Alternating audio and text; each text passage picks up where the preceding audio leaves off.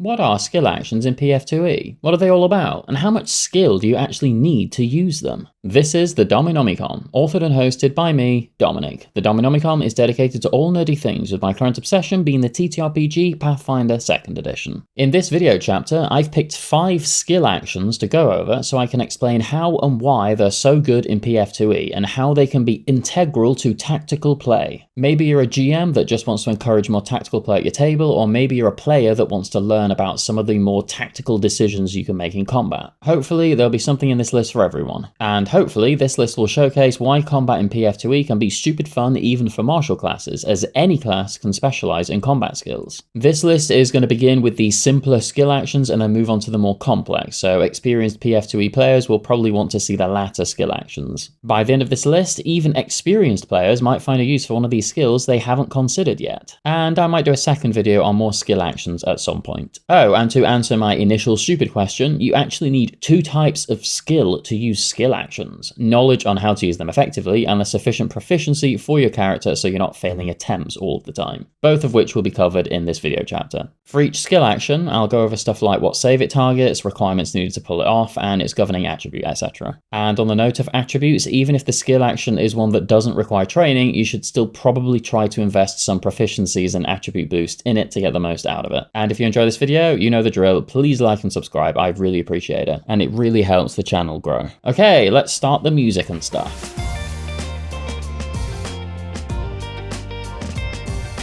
Before we start with the list itself, I want to quickly mention 3 things that are important to understand to be able to utilize this list of actions. First is action economy and how to use it against your enemy. Quite simply, PF2E is a game about wasting your opponent's actions. When fighting a big boss, for example, your group will generally have more actions in a round than they will, so if you can spend a couple of actions or maybe even your whole turn reducing 1 or 2 of their actions, you're doing amazingly well because your party overall might still have 9 actions left versus the 1 or 2 the boss has. So just bear in mind that sometimes it's worth losing actions and turns if it can stop an enemy from doing some of the more powerful actions, especially keeping in mind that a lot of monsters in PF2 have pretty devastating follow-up attacks after their initial attack that they might not be able to use anymore simply because you spent your whole turn stopping that from happening. Damaging enemies is perfectly fine, but if you know you aren't going to kill them in 1 turn, it's almost always better to spend some actions trying to muck up their action economy. As a GM, believe me when I tell you how annoyingly effective this can be. The second point is about one of the best skill feats you can take to help with skill actions when they're subject to the multiple attack penalty: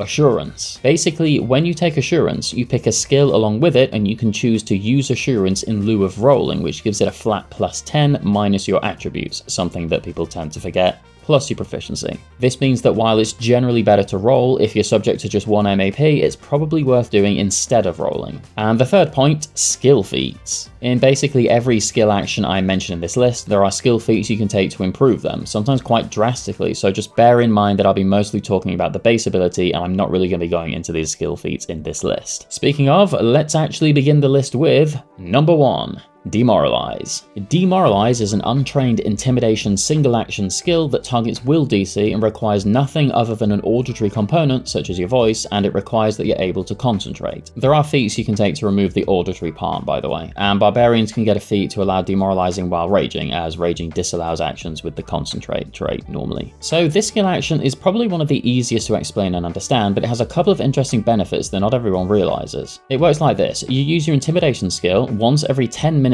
per enemy versus their will DC. On a success, the target is frightened 1 and they're frightened 2 on a critical success. Frightened is one of the most powerful debuffs in the entire game. When you're frightened, you take a penalty to basically all of your stats equal to the value of the frightened effect itself. This means that your AC drops, your attack roll drops, all of your saves drop, your spell DC drops, your skills drop. It's an unbelievably powerful debuff because remember that in PF2E, every +1, or in this case -1, matters. So you'll be reducing the chance that this enemy has of hitting and critting both yourself and your allies, and doing the inverse for your allies. Saves in PF2E are generally a little harder to reduce than AC, so spellcasters love this condition. Frightened goes down by 1 at the end of a creature's turn, so Frightened 2 will take 2 whole turns to vanish, and 3 will take 3 turns, and so on. So my advice for this one is to try and use it at the start of a turn rather rather than as your third action. Many players only use Demoralize as a last action, usually due to them having the multiple attack penalty and not knowing what else to do with their turn. But if you do it straight away and then give them a whack, you're increasing your chance of murderizing them at the start of your turn. Another thing to look out for is where the enemy is in the initiative order. It's even more beneficial to do this action when the enemy isn't due for their turn for a while, or has just acted, as you'd basically get an entire turn of them being frightened, which gives your allies lots of actions to spend battering them. To top that off, there are some good class feats that can work in conjunction with Frightened, like the Rogue's Dread Striker, which makes frightened enemies off guard to you, meaning that your sneak attack can work on enemies that are frightened. And as Frightened is its own condition, it'll stack with things like off guard, etc. So it's a simple, easy skill action to use that most classes can get some use out of, and it only costs a single action. And it's a ranged skill action, which may sound like a little thing, but it means that even if you aren't actively fighting a creature in melee, so long as you're within 30 feet of them, you can debuff them. Just be aware of that 10-minute cooldown per enemy, whether you succeed or fail. Okay, on to number 2, create a diversion. Create a Diversion is an untrained deception single action skill that targets perception DC and requires nothing other than the mental trait. If you use gestures, it gains the manipulate trait, and if you use words, it gains the auditory and linguistic trait. Create a Diversion is another one that's relatively simple to explain that comes with some extra little benefits when you actually think about it. Realistically, this is best for characters who gain significant advantages from being hidden or having enemies off guard to them, or more importantly, ranged characters. Trying to make enemies off guard to you when you're a ranged character is pretty tricky unless you have a decent stealth skill and are in a good position to be able to hide from the enemy. Half of the time though, when combat starts, you're not exactly going to be in a position where you can just spend a single action to hide, and are probably going to have to spend another action moving into position where you actually can hide. That's because in PF2E, you need to be in sufficient cover to be able to hide behind it and are unable to do it in plain sight. Thus, trying to hide is usually going to end up costing you 2 actions. With Create a Diversion, however, it only costs 1 action, and unlike Demoralize, it's technically usable more than once per fight. Each time you use it, the enemy gains a +4 on the perception DC against any further attempts to create another diversion. But with a relatively decent roll, you can do this probably twice in a fight against a single enemy, and while it isn't probably worth risking, if you know the enemy has a poor perception, then it probably is worth risking. On top of this, you can also step, hide, or sneak while the enemy is distracted, and this means that you can potentially sneak away from the enemy should that very specific scenario arise. But the main point here is that the enemy will be off guard so long as you succeed at your Create a Diversion check, and you don't have to be in cover to do this, unlike with the hide skill action.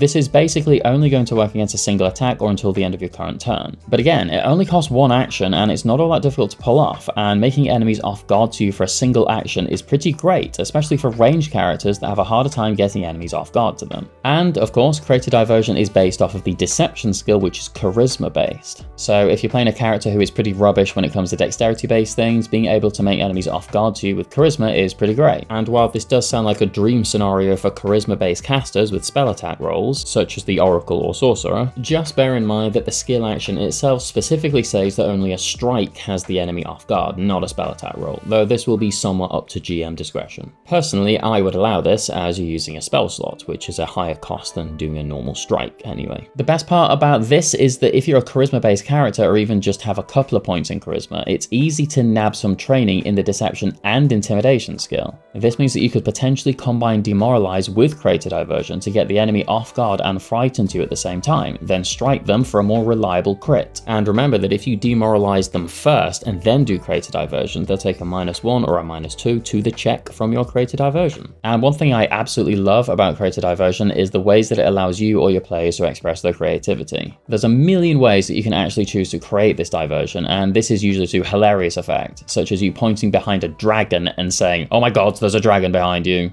Or one of my personal favourites, the loud philosophical debate, where you start shouting, "Who would win in a fight, a troll or an army of squirrels?" Then you argue with yourself in different voices about the logistics of squirrel warfare. You know, that old debate. Anyway, I will also mention the Feint skill action, which essentially does the same thing as Create a Diversion, but only works for melee attacks. You can use Feint more than once though, so if you're a melee attacker, this is probably your better choice. Okay, on with number 3. Recall Knowledge. Recall Knowledge is an untrained single action skill that requires concentration and is technically a secret check. This skill action is only as good as your GM is cool. Sort of. In the remaster, they made recall knowledge a little bit more specific because it was very open on what sort of information the GM could give players. But these days, players can ask questions and have the GM answer them, though they're meant to be less mechanical or more realistic, like finding out what a creature's weakest save is as opposed to the GM saying it's +11. So this is one of those skill actions that is kind of heavily house ruled. How it's normally meant to work is that you, the player, chooses a skill that you think fits the enemy type, like if it's an animal you would pick nature. But as it's a secret check, your GM is the one that does the roll for you. The problem here is that you don't know if you picked the right skill, and if you fail, it could be because you rolled low or because the skill chosen was incorrect. You're not going to know either way. And this can lead to infinitely failing rolls for reasons you don't actually know, and that can feel really bad as it can be a lot of wasted actions. So at my table, I just roll for the player and choose the correct skill. Early on in the game, recall knowledge is not going to be super duper useful to you. Enemies tend to be relatively simplistic in the early parts of the game. That's not to say that they don't each have special abilities and the like, just that generally enemies go down a lot quicker, as do the players. But once you start getting beyond level 3, you're going to want to start using recall knowledge pretty regularly. Finding out what an enemy's weakest saving throw is and finding out their resistances and weaknesses, etc. is incredibly useful. Sometimes finding out a weakness can turn a fight from an extreme challenge rating to severe, or maybe even just normal. As I said early in this video chapter, enemies tend to get specific unique abilities, and some of these can activate after the creature has done a specific action, such as grabbing or striking. Generally, these abilities cost 1 action, but they can sometimes cost 2. If you find out about one of these special abilities that cost 2 actions, this means that you can go out of your way to try to take 1 action away from the enemy each turn, thus completely disabling its special ability and potentially making the fight significantly easier. And this can all be found out with 1 single skill action. And I'll give you an example of a story that happened at my table just the other week.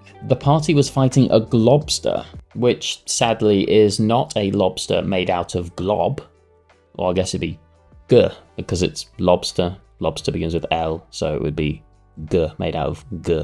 But no, it's this thing instead. Now, this creature is an ooze, and oozes are resistant to all critical hits in PF2E, even though they have terrible AC. But this fight was a relatively difficult one for the low-level party. It was 5 of them versus this 1 globster, and this thing hits like a truck. Still, one of them did a recall knowledge check and found out that it was weak to lightning. The second they found that out, their damage per turn doubled. Electric Art became used over and over again, as did Thunder Strike, and the fighter that had a Storm Hammer swapped out his Battle Axe for it and kept triggering the globster's weakness with every single hit. The globster went down in 2 turns once they found out this information, and the fight went from extremely difficult to kind of easy. But there's other questions that you might ask as well, such as, can this creature be pacified? Is it scared and does it just want us to leave it alone, etc. There's a million uses for recall knowledge, and it really is absolutely underestimated for those not in the know. I'd probably say that it is potentially the most powerful skill action in the entire system, but again, this really does depend on how awesome your GM is. And like all skill actions, there's feats to make recall knowledge better or even get to do it for free, such as Spell Shot's Thoughtful Reload, or Magus's Magus Analysis, which has them do a free check while recharging their spell strike, so long as they're successful. Anyway, on to the next skill action. Number 4, Grapple. Grapple is an untrained athletic single action skill that requires 1 hand free and that the target isn't more than 1 size bigger than you, and it targets Fortitude DC. This skill action seems super simple until you consider the consequences of what it can actually do. So first of all, on a critical success, the enemy's not just grabbed, but they are restrained. This means that they're both off guard and immobilized, and the only actions they can take are ones to escape from your grapple. If you manage to land a critical success on this, you have already potentially drastically altered this fight against this particular monster. But we'll continue on with what happens on a success, and then we'll circle back on the consequences of this action. On a success, the enemy is grabbed, which makes them off guard and immobilized. While they're immobilized, they cannot get away from you without trying to escape first. The difference between this and restrained is that they can still give you or anyone that's within their reach a whack if they want to. However, they do have to make a DC 5 flat check when they use anything that is a manipulate action. So again, this is pretty cool, kind of slows them down a little bit and potentially costs them an action, and that all sounds kind of fine, right? Well, I'm going to tell you the best part of Grapple. It is the ultimate tank ability in PF2E. When you're playing as a tank, what you're trying to do is either take damage from your allies or you're trying to stop them getting hurt entirely. Essentially, this is the same thing, because if you're taking damage for them, then they're not taking damage. And if you're just taking damage, they're also not taking damage, and anything else you can do to reduce the chances of them taking damage is also tanking. So let's run back over on what happens on a critical success when you try to grapple an enemy, and let's run it from their perspective. So they are restrained by the player character, and all they can do right now is try to escape. Pretty much any escape attempt they do is going to contribute to the multiple attack penalty. But in this situation, that's all they can do. They need to get out of your grasp, or they can't even hit you or anyone else for that matter. So let's say they roll a natural 20 and they manage to escape, and then they want to bear down on your healer. So they spend another action approaching the healer and then go for an attack. Well, now they have the multiple attack penalty, so they have a drastically lower chance of actually hitting anyone. Thus, your grapple attempt was a tanking maneuver. And if we run over the success rather than the critical success, the enemy's choice here is either to hit you or escape and try to hit someone else. If they decide not to bother escaping from you and just want to hit you instead, then we've already established that making an enemy hit you rather than someone else is tanking. Thus, the grapple attempt was a tanking maneuver and it was successful. And if they instead decide to do what they tried to do with the critical success and escape and go hit someone else again, they have the multiple attack penalty because they had to use an escape action, which contributes to it. So if they go to hit someone else, they have the penalty, and thus you reduce the chance of them hitting an ally, and you are successfully tanking yet again. And lest we forget that when the enemy is grabbed, that they are off guard to you and all of your other allies as well. And because grapple can last until the end of your next turn potentially, that's quite a lot of time for your allies to get some good hits in. And while these two little points cannot be understated, they're still the cherry on top. The obvious downside to grapple is that you do need a hand free to be able to do all this, but there are a few grapple weapons you can use. And if you're an unarmed tank, then this is pretty easy for you to do at any point. Though most are probably going to be using weapons, and you would probably have to sacrifice using a shield when you do this skill action, unless you use a shield as a weapon, which is pretty awesome. Still, grapple is an unbelievably effective tanking maneuver, and I cannot recommend it enough to people who want to protect their allies. Okay, on with number 5 and my final skill action of this video chapter. Trip. Trip is an untrained athletic single-action skill that requires one hand free and that the target isn't more than one size bigger than you, and it targets their reflex DC. On a success, it knocks them prone, unsurprisingly, and on a critical success, they also take a weeny bit of damage on their way down, which is 1d6, like they land on their leg funny and are like, ow, that hurt a bit. So essentially, you're trading one action of yours for one of theirs, as they'll want to stand up during their turn, which costs one action. This is because being prone in PF2E gives you a -2 penalty on all of your attack rolls. On the face of it, this is kind of meh, but the more you know something in PF2E, the more complex and tactical it becomes. So first of all, reactive strike. This one is rather simple. An enemy combatant that uses an action with the move trait, and stand is one of them, will trigger a reactive strike. Now by default, only fighters have this in PF2E, but many other marshals can grab it too as they level up. So you're now exchanging one action that adds to your multiple attack penalty for a chance for someone in your party, or even as yourself, to hit the enemy as a reaction as they stand, which won't have the multiple attack penalty applied to it. So that in itself is pretty good, but that's just the outer layer of this delicious trifle. A trifle with extra cream on top, and the cake layer is like wafer thin, so it's basically just like a liquid pudding, which actually sounds kind of nasty when I describe it that way. So when an enemy is tripped, they are immediately off guard. Enemies being off guard to you or your allies' attacks is always a good thing, but let's keep going. If you have a weapon that is in the hammer group and have the critical specialization effect, when you crit against an enemy, then they have to make a fortitude save against your class DC. If they fail, they are not prone. So if they try to stand and you have a reactive strike and you happen to crit on that reactive strike, then you can potentially knock them back down again, costing them not only 2 actions but also a free hit. And with the -2 on their attack rolls, it's almost essential for them to actually stand back up so they can attack sufficiently. Regardless of whether or not you're actually able to hit them with the reactive strike as they stand, it's still going to cost them that action to stand, as a -2 to attack rolls is pretty significant. And this will cost them that precious third action, which, as I've stated before, can be extremely important for certain enemies with certain abilities. And remember, on your subsequent turns, there's no reason you cannot try to trip the enemy once again. You can attempt this maneuver on every single turn if you want. Just be aware that if you are successful at tripping an enemy more than once, your GM may actually want to kill you in real life. It's probably worth it though. And while you do need a free hand to trip an enemy, there's actually a decent amount of weapons that have the trip trait, meaning that you don't need to have that free hand, and you even get to add your item bonus from your runes for that trip attempt. So when you get a potency rune, the trip attempts get a +1, which is great. And there's a weapon called the Meteor Hammer, which has the trip trait, and it's also in the flail group.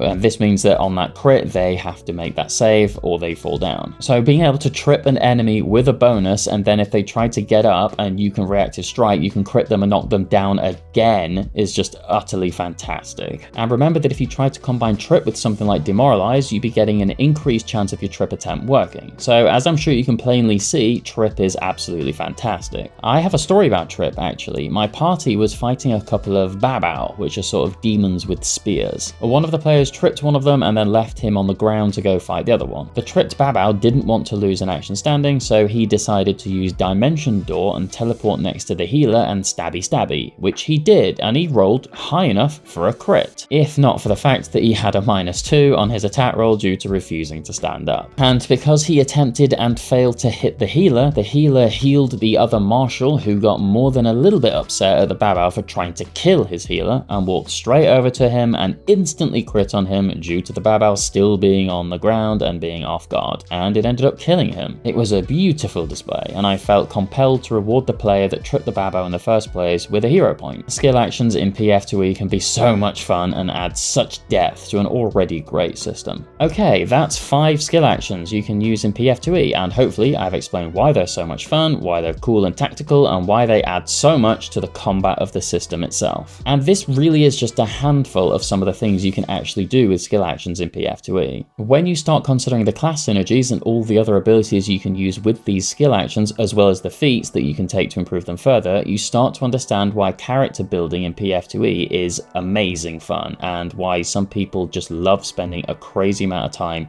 making these kick-ass characters. As ever, with PF2E, none of this is essential in the slightest. It's just fun little extras that you can do, and it adds complexity for those that want it. But for those who simply want to attack things and not really think about this stuff, it's perfectly viable. The game is very well balanced. But now I want to hear from you, my beautiful loyal viewers. Is there a skill action that you absolutely love or that you're aware of that has an amazing tactical advantage that I didn't mention here? Or even do you want me to do more videos going over more of these skill actions and how they work well together? Because there is a lot more to go through. Let me know in the comments and I'll do my absolute best to reply. And if you found this video chapter helpful and or informative, please don't forget to like and subscribe. It really gives my channel a boost. But for now, this is Dominic of the Dominomicon, wishing you a fond farewell, and until next time, goodbye.